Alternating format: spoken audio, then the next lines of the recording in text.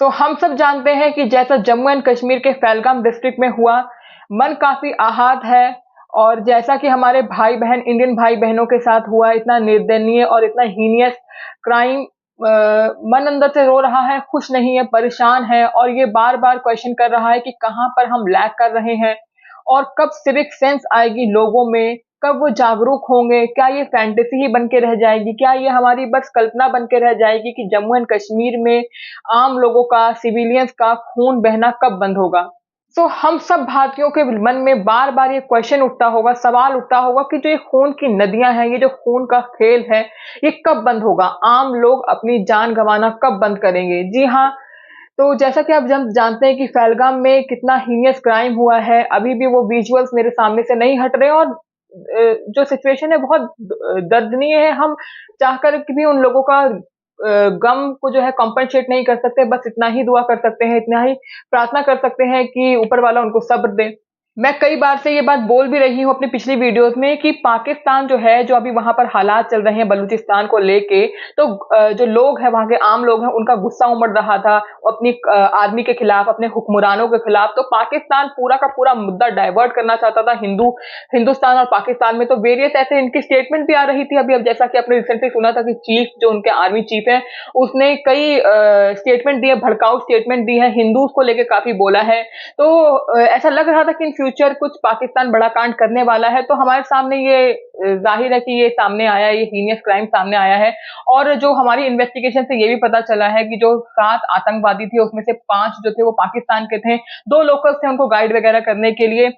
तो उदारता के लायक तो है नहीं पाकिस्तान, कचरा है, कचरा ही रहेगा। मैंने पहले ही बोला था कि कुत्ते की दुम है, 100 बरस तक भी जमीन के अंदर दबा के रखो तो टेढ़ी की टेढ़ी ही निकलेगी। तो खैर, अभी मैं ये वीडियो नहीं बना रही थी इस टॉपिक से रिलेटेड, क्योंकि मन बहुत आहत था, और दूसरी बात मैं चाहती थी कि हमारी जो गवर्नमेंट है, भारत कोई बड़ा स्टैंड ले। तो मैं पूरा जो वीडियो है क्लब करके बताऊं कि हाँ, हमने भी कोई इनके खिलाफ स्टैंड लिया है, कोई सख्त कार्रवाई की है, सख्त पनिशमेंट दी है। तो आज हम देखेंगे कि भारत ने इनके खिलाफ इंडस वैली जो ट्रीटी है उसको कैसे सस्पेंड कर दिया, और क्या वेरियस एक्शंस लिए हैं।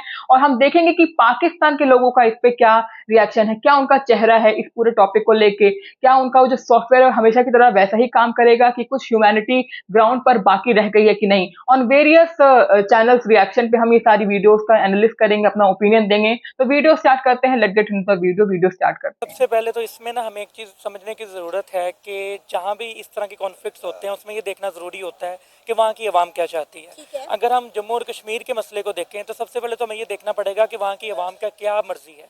उनका जो हक़ खुद इरादियत, जो उनको यूनाइटेड नेशन की जो रेजोल्यूशन है उनके अकॉर्डिंग भी उनको राइट है। उसके अलावा अगर आप इंसानी बुनियादों पर भी देखें तो हक़ खुद इरादियत हर एक इंसान का हक़ है।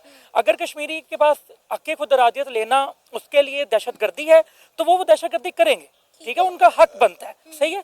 इस तरह के जो वाक़यात हैं इसमें बेसिकली जो मेरा पॉइंट ऑफ व्यू है वो ये है कि इस तरह के वाक़यात में सिर्फ और सिर्फ जो नुकसान है वो शहरियों का होता है, सिर्फ और सिर्फ जो नुकसान है वो लोकल पब्लिक का होता है। ना मारने वाले का कुछ जाता है, ना बचाने वाले का कुछ जाता है। तो मैं ये समझता हूँ कि सबसे पहले तो ये देखना चाहिए कि जो वहाँ के शहरी हैं उनकी मर्जी आइडेंटिफाई करने के बाद हर फरीक को टेबल पे बैठना चाहिए। आजकल के दौर में जब हम 21st सेंचुरी में 5th जनरेशन वॉरफेयर में हैं, आप मिसाइलों से और जंगों से नहीं जीत सकते। आज आपको जीतना पड़ेगा डिप्लोमेसी से, निगोशिएशन से। आप लोग अगर ये समझते हैं कि आप लोग लड़ाई करके जीत सकते हैं तो लड़ाई से सिर्फ नुकसान होता है। तो सबसे पहले तो आपको बैठ के देखना पड़ेगा जितने भी स्टेक होल्डर्स हैं कि अवाम की क्या मर्जी है, अवाम की राय क्या है। अगर उनकी राय किसी भी मुल्क की तरफ हो, उन कोई भी वो उनकी जो हक है वो उसके बारे में बात करना चाहते हो तो उस पर जरूर अमल करना चाहिए। सर, इंडिया तो कहता है कि जब हमने कश्मीर से 2019 में आर्टिकल 370 रिमूव किया था, उसके बाद से कश्मीर में हमने बड़ी डेवलपमेंट की और कश्मीर के हालात बड़े नॉर्मल हो गए हैं। फिर अभी एक बार फिर से कश्मीर में दहशतगर्दी क्यों परवान चढ़ रही है? अच्छा, इसमें ना सबसे पहले तो आपको ये समझने की ज़रूरत है कि आर्टिकल जो 370 रिवोक किया गया था वो बेसिकली कश्मीर का स्पेशल स्टेटस खत्म करता है। बेसिकली आप सबसे पहले तो रूट कॉज को ही खत्म कर रहे हो ना। आपको यूनाइटेड नेशन ने बाउंड किया है, आपको इंटरनेशनल कम्युनिटी ने बाउंड किया है। इवन पाकिस्तान स्टिल आज़ाद कश्मीर को और गिलगित बल्चिस्तान को एक स्पेशल स्टेटस के अंडर प्रोसीड करता है। तो जब आप आपका स्पेशल स्टेटस खत्म करने की कोशिश करेंगे which is itself is illegal thing, तो इलीगल थिंग को आप अगर डेवलपमेंट से जस्टिफाई करने जाएंगे, एक नजरिए को, अवाम की राय को उससे उल्ट जाके आप कहेंगे हमने सड़कें बना दी हैं, हमने रोजगार दे दिया, तो अवाम का जो नजरिया है वो खत्म हो गया। या आवाम का जो लीगल राइट है वो खत्म हो गया। जब आप इस तरह के इकदाम करते हैं ना, उसका नुकसान होता है कि आवाम खुद जो है ना उस पर रिटेलिएशन आती है। तो इन जैसे इकदाम को सबसे पहले देखना चाहिए कि आपने रूट कॉज ही खत्म कर दी ना। यानी आपको ये लग रहा है कि ये जो दहशतगर्दी का वाकया पेश आया है, ये कश्मीरी अपने हक के लिए खुद खड़े हो गए हैं? इसमें देखें, इसमें सारी पॉसिबिलिटी हो सकती है। सबसे पहले तो आपको ये देखने की वही बात है ना कि जब आप अपना लीगल स्टेटस ही खत्म कर रहे हैं, जब आप उनका स्पेशल स्टेटस आपने खत्म कर दिया, आपने उस मसले की बुनियाद को खत्म कर दी, तो देन यू शुड अंडरस्टैंड कि उसके बाद आप कुछ भी करें, आप बेसिकली अवाम की मर्जी के खिलाफ कर रहे हैं।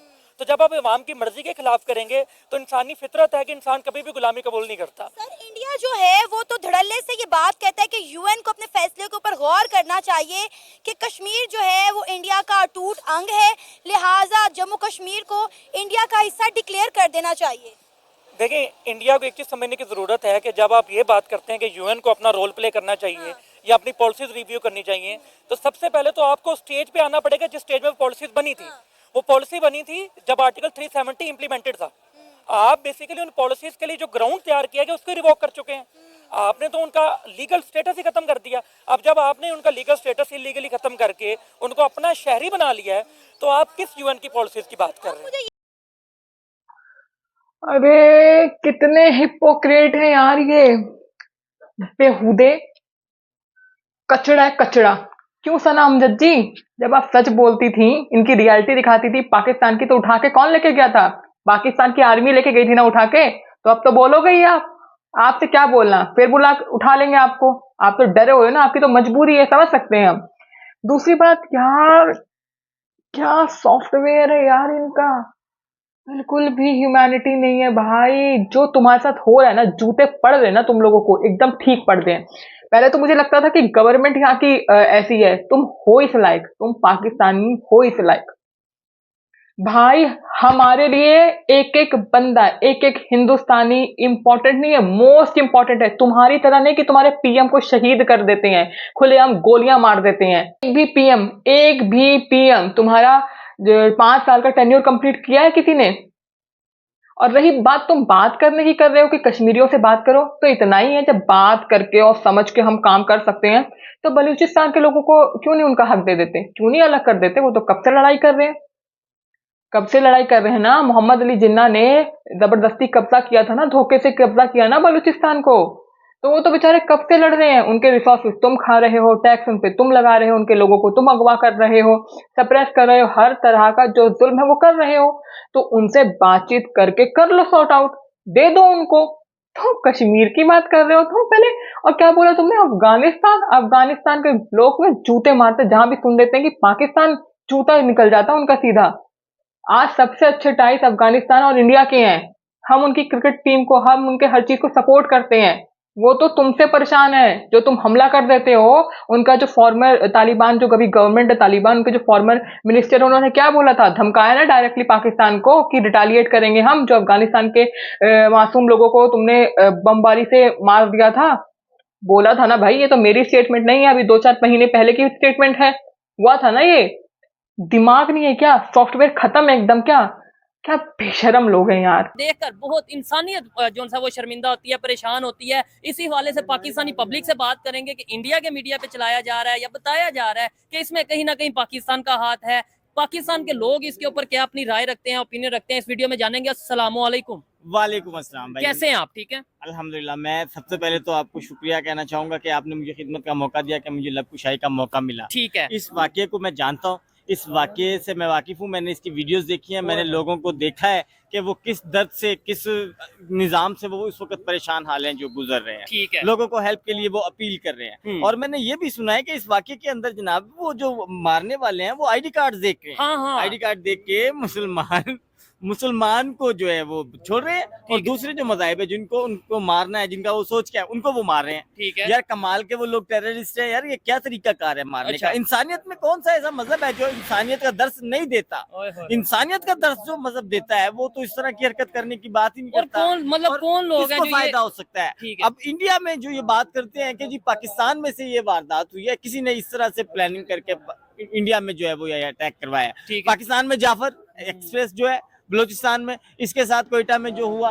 अब हम क्या कहें, पाकिस्तान के जो लोग हैं, जिन कुछ लोगों ने ये भी कहा हुआ है इंडिया मुलविस है, राज मुलविस। राह के लोग हैं, इस तरह से ये एक दूसरे के ऊपर माशाल्लाह 78 साल से अभी तक जो है ना ओहो। ये अटैक करते आ रहे हैं। ठीक है। और जो दुश्मन है ना इन दोनों के, हाँ, हाँ। ये दोनों एक जैसी सरजमीन है, एक जैसे लोग हैं, एक जैसे प्यार करने वाले ये, और चाहते हैं ये, इनके जहन में ये है कि हम लोग तरक्की करें, ठीक हम है। किसी के दुश्मन ना बने, हाँ। हम किसी को अपना दुश्मन ना बनाए, ये नहीं चाहते, ये सरजमीन के लोग नहीं चाहते। लेकिन इसके ऊपर जो कुछ बैठे हुए लोग हैं ना, कठपुतलियां अपने लोगों को बनाकर जो इस्तेमाल करती ठीक हैं, है। उनका मफाद इस बात में है कि ये लोग लड़े रहें, ठीक है। एक अच्छा, दूसरे के नहीं, ऊपर अटैक करते इसमें रहे। अगर देखें, इंडिया ये कह रहा है कि भाई, इंडिया का मीडिया ये कह रहा है कि पाकिस्तान कहीं ना कहीं, क्योंकि कुछ 2-3 दिन पहले या 4 दिन पहले पाकिस्तान के चीफ ऑफ आर्मी स्टाफ ने जी, उनका ये कहना है कि जी स्टेटमेंट दी थी, हम कश्मीर को भूले नहीं, कश्मीरियों के साथ हैं, तो अभी ये वाकया हो गया। क्या आप कहना चाहेंगे इस हवाले से कि अगर लेट्स सपोज कमीशन बना दिया जाए, कोई कमेटी बना दी जाए कि पाकिस्तान के भी अदारे हैं, ISI है, उनके भी अदारा रहा है, तो वो दोनों मिले, अपना बैठ के बात करें और फिर इसके ऊपर तहकीकात करें,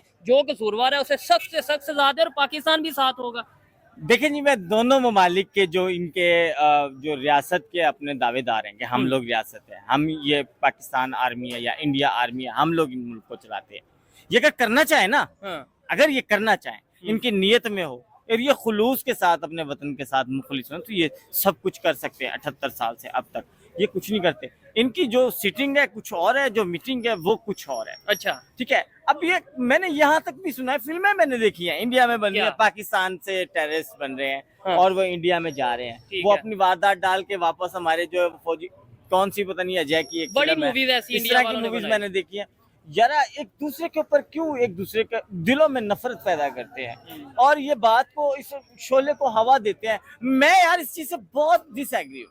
ठीक है। जो भी करता है वो इंसानियत का दुश्मन है। खून और पानी एक साथ नहीं बह सकता, ये इंडिकेशन दिया था जी इंडिया ने कि आज इंडिया की बहुत बड़ी जीत है। इंडस वाटर ट्रीटी को लेके इंडिया की जो जीत है सामने आ रही है, क्योंकि जो न्यूट्रल एक्सपर्ट जो है इस वक्त जो है इंडिया को बैक करते हुए दिखाई दे रहे हैं, और पाकिस्तान जो है रोता हुआ दिखाई दे रहा है कि कतरे कतरे को तरसेगा क्या अब पाकिस्तान, क्योंकि ये भी सुनने में आता है कि इंडिया और पाकिस्तान के बीच अब अगर कोई जंग होगी तो उसका मुद्दा जी होगा पानी पे। हम बात कर रहे हैं कृष्ण गंगा रिवर और इसके साथ साथ रेतली प्रोजेक्ट के ऊपर बात कर रहे हैं। इंडिया ने पाकिस्तान के 3 दरियाओं पे 100 से ज्यादा प्रोजेक्ट का आगाज कर दिया, और उनका ये कहना है कि 70% पानी पाकिस्तान यूज करता है और 30% जो है इंडिया यूज करेगी। इंडिया के साथ जो है अनजस्टिस है, उन्होंने चैलेंज किया है जी इंडस वाटर ट्रीटी को, और दूसरा नोटिस पाकिस्तान की हुकूमत को आ चुका है। और पाकिस्तान 3 दरियाओं का पानी जाया करता रहा, डैम नहीं बना, और आज जब इंडिया ने डैम बनाने का आगाज किया तो यहाँ पर जी सबकी चीखें निकल रही है। सो अवाम की तरफ बढ़ते हैं और जानते हैं उनकी राय।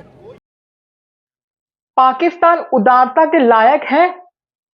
मैं तो यही कहूंगी, क्या रखा है बातों में, अब जूता ले लो हाथों में। जूता क्या, असला बारूद ले लो हाथों में। मेजर गौरव आर्या ने जो अभी स्टेटमेंट दी, ठीक बोली है हमारे पीएम मोदी जी को कि बातचीत खत्म, ये फेज खत्म, मारो इनको, रिटेलिएट करो इनको, हो गया, बहुत दिखा दी उदारता। और ये जो कह रहे हैं कि हिंदू का जो हिंदू की आइडेंटिटी देख के उनको मार रहे हैं, ये बात सच है। लेकिन जो कश्मीर के जो वहां के जो सिविलियंस है ना, आम नागरिक जो है वहां पर, उनको भी नहीं छोड़ा उन्होंने। तो हम ये नहीं कह सकते सिर्फ कि हिंदू से उनको प्रॉब्लम है, उनको हर हिंदुस्तानी से प्रॉब्लम है। उनको हिंदुस्तान को आहत करना है, हर एक हिंदुस्तानी। मुझे तो लगता है कोई मजहब का मतलब ही नहीं है, सिर्फ ये हिंदुस्तान को टारगेट करना चाहते हैं, वहां के लोगों को। कई सारी जो मुस्लिम फैमिली वो भी मरी है। तो कुल मिला के हमारे पास जो बेस्ट अभी ऑप्शन था वो इंडिया ने करके दिखाया है। इंडिया ने जो इंडस वैली जो ट्रीटी थी 1960 वाली, उसको सस्पेंड कर दिया है। ध्यान रखिएगा, उसको खत्म नहीं किया, सस्पेंड किया है। इसके पीछे भी पॉलिटिकल मूव होता है। जरूरी है इंटरनेशनल मंच पर हमें जब जवाब देने की बात आएगी तो हम ये कह सकते हैं कि हमने देखिए खत्म नहीं किया, हमने सस्पेंड किया है। Suspend is a goal mole word, कुल मिला के वो बंद ही होता है। लेकिन जब हमें इंटरनेशनल मंच पे, यूएन पे सफाई देनी होती है तो हमारे पास ऑप्शन होना चाहिए। इसलिए अभी इंडस वैली जो वाटर ट्रीटी है 1960 वाली, उसको सस्पेंड कर दिया गया है। इससे क्या होगा कि जो भारत ने पंजाब में, जम्मू कश्मीर में वेरियस डैम्स बना रखे हैं, उसको हम रोक देंगे। यानी उसका जो पानी पहले जो जा रहा था, 6 नदी है, ठीक है, 6 नदी में से जो पानी जा रहा था पाकिस्तान में, उस डैम के जरिए जो इंडिया ने अपने इलाके में बनाए हैं पंजाब और जम्मू कश्मीर में, उसको बंद कर दिया जाएगा, रोक दिया जाएगा। तो पहले क्या था कि जो वेस्टर्न नदी थी, जिसमें आपका झेलम, इंडस और एक चेनाब आती थी, वो तीनों जो नदी थी वो पाकिस्तान के कंट्रोल के अंदर थे। और 20% इंडिया को मिलता था पानी, 80% मिलता था ये पाकिस्तान के लोगों को पानी मिलता था। तो अब इंडिया का ये स्टैंड है कि देखिए इंडिया में आबादी भी ज्यादा है तो ज्यादा पानी उनको मिलना चाहिए, और कंट्रोल जो है वो इंडिया का है क्योंकि इंडिया ने अपना इंफ्रास्ट्रक्चर डेवलप कर रखा है। पाकिस्तान ने तो कुछ नहीं किया, सिर्फ डैम बनाने के नाम पर आईएमएफ से, यूएन से भीख ही तो मांगी है कि हम डैम बना देंगे, लेकिन आज तक डैम नहीं बना। ठीक है, तो अब तो इंडिया इसका फायदा उठाएगा, ऑब्वियस सी बात है, अब तो खुले खुले तौर पे हो गई सारी बातें, कोई छुपी बातें थोड़ी हैं।